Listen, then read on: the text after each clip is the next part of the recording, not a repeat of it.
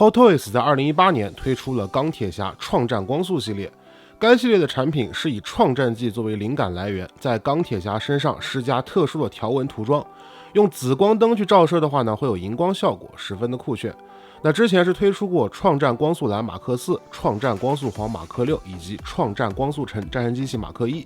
而本次呢 Hot Toys 就为我们带来了最新的创战光速系列产品马克50创战光速橙。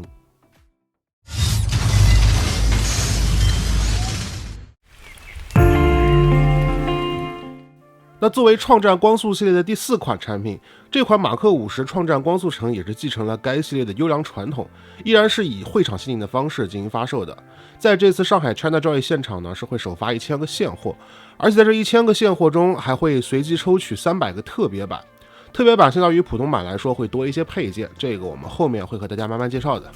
那么这款创战光速橙马克50和普通版有哪些区别？它各方面的素质表现又到底如何呢？话不多说，让本期测评给你答案吧。包装盒方面呢，是延续了创战光速系列一贯的设计语言，整体以黑色作为主基调的同时呢，在盒子上面是印上了马克50的半身像的线稿图，那看起来呢还是比较帅气的。同时呢，在盒子上面这些高光的黑色线条变换角度的时候呢，它的这个反光效果也挺好看的，并且在盒子的正面的左上角和右上角呢，分别有 Hot Toys Special Edition 以及 Hot Toys Exclusive 的标志，那标明了这款产品呢是一个会场限定的特别版的身份。不过呢，如果你打上紫光灯，在暗光环境下去观察这个盒子的话，会发现身上的橙色线条并没有荧光效果，只是眼睛、胸口啊这些发光位点它会有这个荧光的反光效果。那这一点呢，与之前的创战光速系列是有些不同的。然后整个包装盒的构造呢，也是从合金压铸马克7开始那种侧拉式的包装，同时里面的深色海绵内包呢，对于玩具主体的保护也是非常到位的。OK， 那么下面的时间呢，我们就把所有的内容物全部都取出来，然后一起来看一下主体部分的表现到底如何吧。那么主体部分呢，我们首先要跟普通版的马克50进行一下对比。那不知道你们是更喜欢原版的配色，还是这次创战光速橙的版本呢？可以把自己的见解啊，在评论或弹幕里面说一下。其实我个人感觉这两款产品它们的配色各有千秋嘛，我都还挺喜欢的。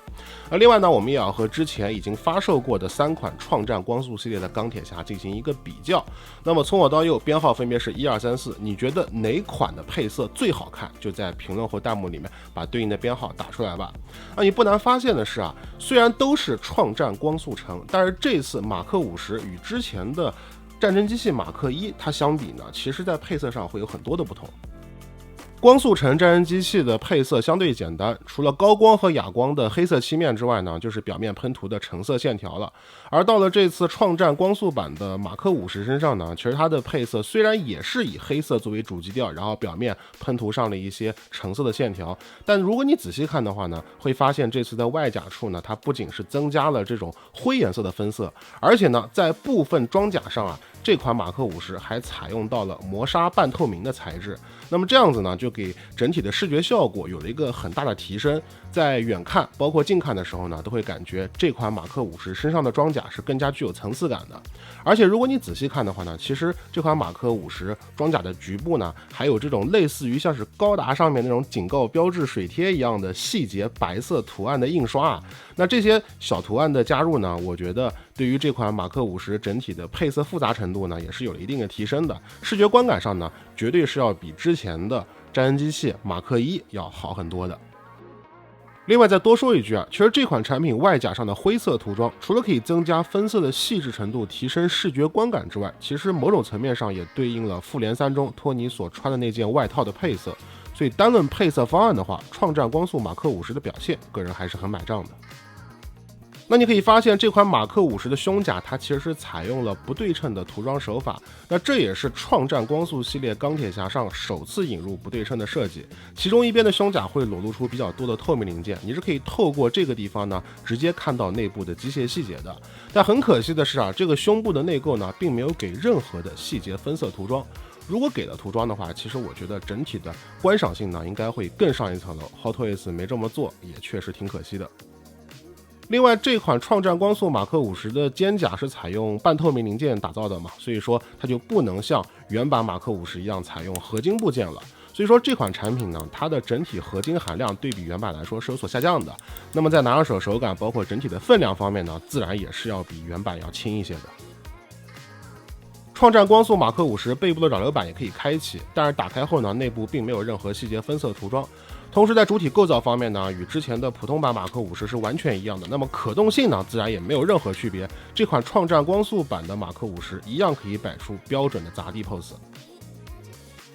发光机构方面呢，对比原版也没有任何变化，除了没有脚蹬之外，其他地方该亮都能亮。而且因为主体配色的变更，包括部分外甲变成了透明材质的关系所以说这款创战光速版马克50从暗光环境下去观察的话，我觉得整体的发光效果呢，其实是要比之前的普通版来得更好的。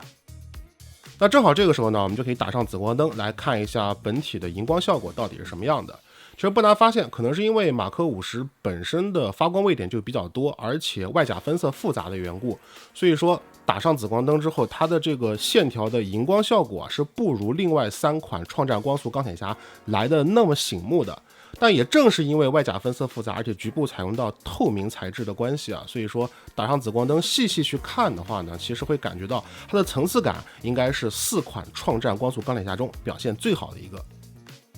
只不过老生常谈的问题就是，作为一款以荧光效果为最大卖点的钢铁侠产品，紫光灯却没有作为标配附属在本品之中，还需要你自己另购，这一点确实挺尴尬的。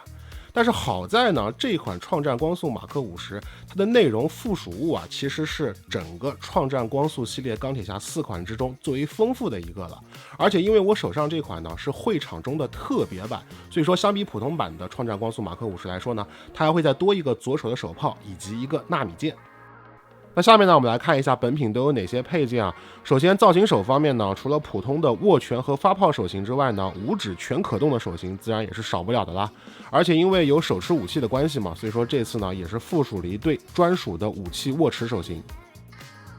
那普通版马克50所标配的配件，右手的手炮、左手的纳米加农炮还有背部的飞翼呢，这次创战光速版也是有附属的。和普通版对比一下，就不难发现零件的模具呢都是完全一样的，区别只是上面的分色涂装会有所不同。那么安装替换的方式呢，都是与之前普通版没有任何区别的。所以说如果你之前玩过普通版的马克50的话，那么拿到这次的创战光速马克50，你是不需要看说明书，也是可以轻松的把这些配件给它装上去的。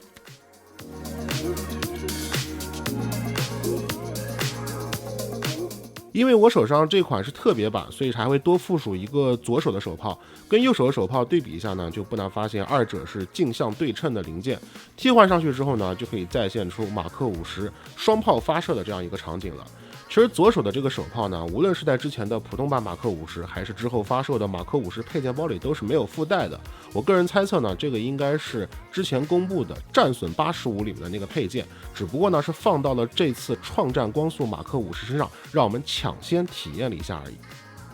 而特别版的另外一个配件呢，就是这个纳米剑刃。其实对比一下就不难发现，这个就是之前马克50配件包里面的那个纳米剑，只是做了一个换色涂装而已。而且呢，之前马克50配件包里面还多附属了一个后半段的替换件，来再现出纳米剑刃被灭霸折断之后的一个单独造型。而这个配件呢，在这次创战光速马克50上面却没能得到附属，这一点呢，还是让人感觉到有点可惜的。